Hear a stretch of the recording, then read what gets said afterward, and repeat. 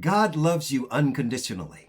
As you reflect on 2025 and all the good things that have happened, and even the challenges that you faced, God is always communicating, and because He loves us unconditionally, He's always encouraging us. And this is the message of encouragement that He gave me that I want to share with you because I believe it's for all of God's children.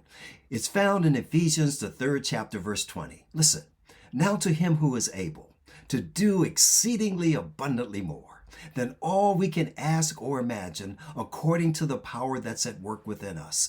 God wants us to believe Him for more in 2026. Why? Because He loves us unconditionally, and our Heavenly Father wants the very best. He simply wants us to believe Him, trust Him, rely upon Him, and His promises to us. His promises never fail. For what purpose? Now to Him be all the glory in the church by Christ Jesus to all generations. Let your light shine and expect and anticipate and prepare and realize God's very best in 2026. Remember, He's saying, believe me for more.